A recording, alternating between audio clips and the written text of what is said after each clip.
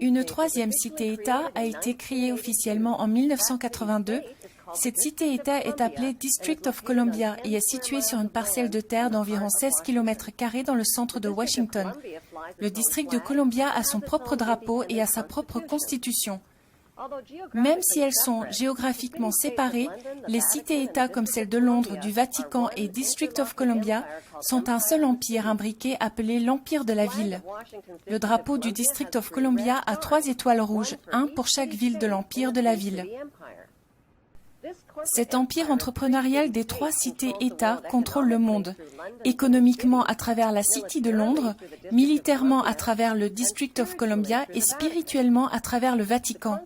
La constitution du DC opère sous une loi tyrannique romaine connue sous le nom de Lex Fori, qui ne ressemble en rien à la constitution des États-Unis. Lorsque le Congrès a passé l'acte de 1871, il a créé un gouvernement séparé pour le District of Columbia. Cet acte de trahison permettait au DC d'opérer en tant qu'entreprise en dehors de la Constitution des États-Unis et en dehors des meilleurs intérêts des citoyens américains.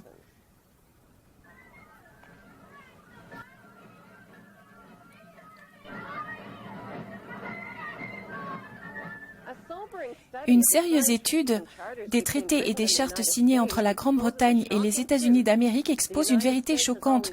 Les États-Unis ont toujours été et sont toujours une colonie de la couronne britannique. Le roi Jacques Ier fut célèbre non seulement pour avoir changé la Bible vers sa version personnelle, mais aussi pour avoir signé la première charte de Virginie en 1606. Cette charte garantissait aux ancêtres britanniques une autorisation pour s'installer et coloniser l'Amérique. Cette charte garantissait également que les futurs rois et reines d'Angleterre auraient une autorité souveraine sur tous les citoyens et sur toutes les terres colonisées d'Amérique, terres volées aux Indiens. Lorsque l'Amérique a déclaré son indépendance vis-à-vis de la Grande-Bretagne, le traité de 1783 fut signé. Ce traité identifiait spécifiquement le roi d'Angleterre comme le prince des États-Unis et est en contradiction avec la croyance que l'Amérique a gagné la guerre d'indépendance. Même si le roi George III d'Angleterre a laissé tomber la plupart de ses revendications sur ses colonies américaines, il a maintenu son droit de percevoir des revenus pour son projet d'entreprise de colonisation de l'Amérique.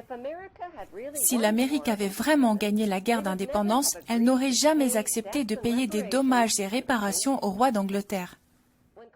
Lorsque le Congrès a passé le 13e amendement de la Constitution, le président des États-Unis devenait le subalterne du roi d'Angleterre. Le 13e amendement est appelé « titre de noblesse » et interdit les présidents des États-Unis et leurs officiels d'utiliser les titres royaux tels que roi ou prince ou baron.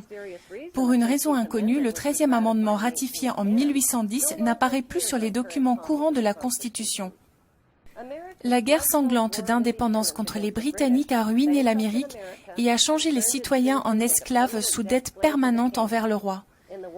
Durant la guerre de 1812, les Britanniques ont mis le feu et brûlé de fond en comble la Maison-Blanche et tous les bâtiments du gouvernement américain. Ils ont aussi détruit les archives des ratifications de la Constitution des États-Unis. Un siècle plus tard, le Congrès américain corrompu a commis le plus grand vol de l'histoire du monde. Ils ont passé le Paul Walberg Federal Act en 1913 en confiant les réserves d'or et d'argent américains, ainsi que le contrôle total de l'économie américaine aux banquiers malhonnêtes, les Rothschild. La plupart des Américains pensent encore toujours que la réserve fédérale est le gouvernement, mais ce n'est pas le cas. Le Fed est possédé de façon privée par un système bancaire, dont la classe majoritaire sont les Rothschild, Walberg, Conan Loeb, J.P. Morgan, Rockefeller, Israel Sif et Lehman Brothers. Ce cartel bancaire privé est la Fed. Il n'est jamais interrogé et ne paye jamais d'impôts. Ils impriment et dessinent l'argent américain qui représente des symboles d'une pyramide égyptienne, un œil maçonnique et les mots « Nous avons confiance en Dieu ». Ils collectent aussi l'argent des contribuables à travers l'IRS, puis ils le prêtent de retour avec des intérêts afin de financer les routes, les ponts et autres travaux publics.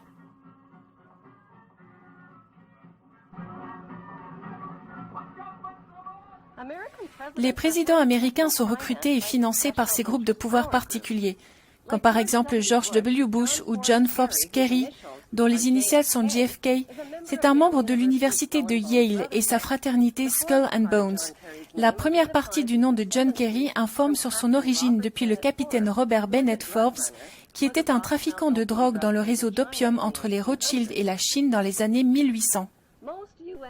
La plupart des citoyens américains croient que les États-Unis sont un pays et que le président est le plus puissant homme sur Terre. Les États-Unis ne sont pas un pays, c'est une entreprise et le président est le président de cette entreprise que sont les États-Unis. Lui et ses officiels élus travaillent pour l'entreprise, pas pour le peuple américain. Puisque les États-Unis sont une entreprise, qui possède cette entreprise des États-Unis? Comme le Canada et l'Australie, dont les leaders sont les premiers ministres de la reine et dont les terres sont les terres de la couronne, les États-Unis sont juste une colonie de la couronne. Les colonies de la couronne sont contrôlées par l'empire des 3 cités-États. Au centre de chaque cité-État, il y a une tour, un monument de forme phallique appelé obélisque, qui pointe vers le ciel. Dans la cité-État de DC, l'obélisque connu sous le nom de Washington Monument est dédié au franc-maçon George Washington, mais aussi à la Grande Loge de francs-maçons de DC. La vérité devient plus claire lorsque nous examinons simplement notre système bancaire actuel.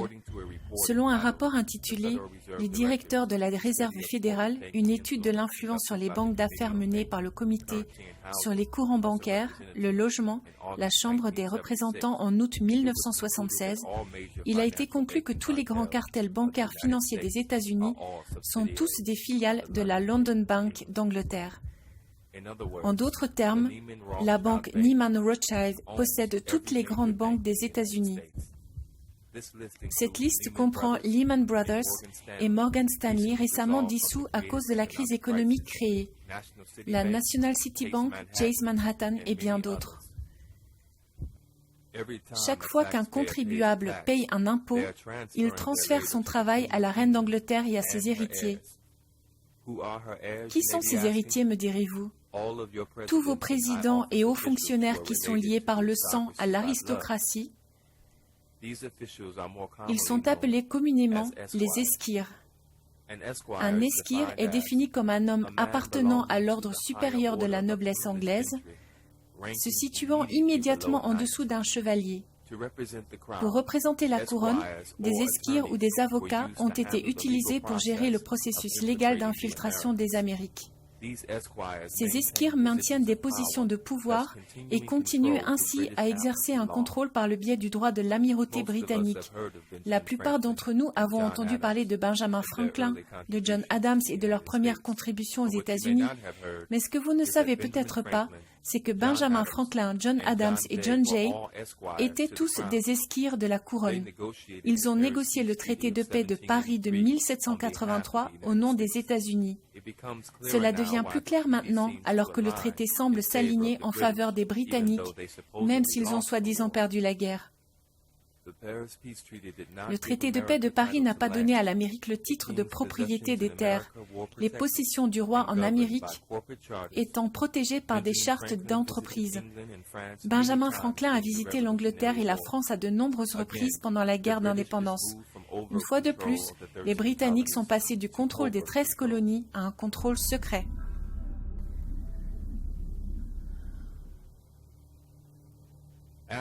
Après la guerre de sécession, les États-Unis sont financièrement affaiblis. À court de ressources et toujours en train de lutter pour reconstruire le pays, l'Amérique avait besoin d'argent. Les banquiers internationaux étaient là pour nous prêter tout ce dont nous avions besoin. En 1871, le Congrès pouvait traiter avec les banquiers Rothschild pour contracter une dette qui permettait la mise en place d'un nouveau gouvernement contrôlé par les intérêts de l'argent étranger. En vertu de l'acte législatif du 21 février 1871, le gouvernement des États-Unis s'est constitué en entreprise commerciale pour faire des affaires dans un but lucratif. Cela signifie que les États-Unis d'Amérique sont passés du statut de pays à celui d'entreprise. Ce que vous devez comprendre, c'est que cela a changé tout le processus de fonctionnement de notre gouvernement et son objectif global en tant qu'entreprise. Cet acte législatif de 1871 a désigné le District of Columbia sous une forme de gouvernement séparé avec une juridiction distincte du reste des États de l'Union. Avec les États-Unis d'Amérique désormais constitués en entreprise commerciale, le pays peut emprunter d'énormes sommes d'argent auprès des banquiers internationaux. La dette était finalement si élevée qu'entre 1933 et 62 ans plus tard, les États-Unis devaient déposer une demande d'adhésion au chapitre 11. En raison de la législation, la loi du 21 février 1871, Washington, D.C. n'est pas un État, mais une juridiction appelée District of Columbia. La preuve de ce fait se trouve dans le 41e Congrès, Session 3, chapitre 62, 1871, où l'on peut lire « Loi visant à fournir un gouvernement pour le District of Columbia », édictée par le Sénat et la Chambre des représentants des États-Unis et le Congrès réunis. Toute la partie du territoire des États-Unis comprise dans les limites du District of Columbia est créée en un gouvernement du nom de District of Columbia, nom par lequel est constituée une personne morale à des fins municipales et peut être contractée et être contractée avec poursuite et être poursuivie en justice.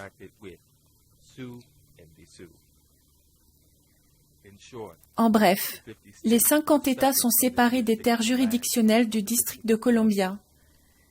Ce district est une société appelée États-Unis d'Amérique. Contrairement à ce qu'on vous a enseigné à l'école, les États-Unis ne sont pas un pays. C'est une entreprise comme IBM, General Motors ou Microsoft. Cette société a la compétence légale pour faire des affaires et créer des franchises. Considérez les 50 autres États comme des franchises pour la société mère, les États-Unis d'Amérique. C'est pourquoi nous avons un président et non un roi ou une reine. Seuls les rois ou les reines peuvent gouverner un pays. Légalement, un président ne peut pas régner sur un pays, mais peut prendre des décisions au nom du roi ou de la reine. C'est le cas des États-Unis, c'est exactement ce que fait notre président. Les pays n'ont pas de président, ce sont les entreprises qui en ont un. Chaque fois que le président est présenté, on peut l'appeler le président des États-Unis. Les États-Unis d'Amérique, ce n'est pas différent de General Motors de Détroit ou de Sears and Roebuck de Chicago. Ces descriptions font référence à des entreprises qui résident dans une zone juridictionnelle spécifique. Dans le volume 20, Corpus Juris Secundum 1785, il est dit « Le gouvernement des États-Unis est une société étrangère par rapport à un État. Chacun des 50 États est étranger à l'autre. C'est pourquoi vous pouvez jouer à Las Vegas dans le Nevada, mais pas dans l'Utah. C'est également la raison pour laquelle les personnes qui commettent des crimes dans un État et qui fuient vers un autre sont extradées vers l'État où le crime a été commis. En effet, en vertu de la loi, l'État où le crime a été commis est le seul à avoir une autorité juridictionnelle. En vertu du droit des affaires, toute société doit avoir un président, un secrétaire au Trésor, etc. Notre président est le président des États-Unis d'Amérique. Il n'est pas le président de l'Amérique. Ce concept peut être quelque peu déroutant, d'autant plus que l'Amérique et les États-Unis sont constamment vendus au public comme existant dans la même zone juridictionnelle sur la carte. Le seul lien que les 50 États ont à la société américaine est à nouveau soit par contrat ou par un accord de franchise. Une partie de cet accord de franchise est désignée par le statut des personnes qui se sont dites citoyennes. Ce contrat entre les États-Unis d'Amérique et les 50 États distincts est appelé « contrat d'adhésion des citoyens ». Ce contrat d'adhésion est connu sous le nom de 14e amendement, ratifié le 28 juillet 1868. La deuxième partie de la définition de la franchise mentionne qu'il est autorisé à un individu ou à un groupe d'exercer des activités commerciales spécifiques. Ces activités entrent dans une catégorie appelée « commerce interétatique ».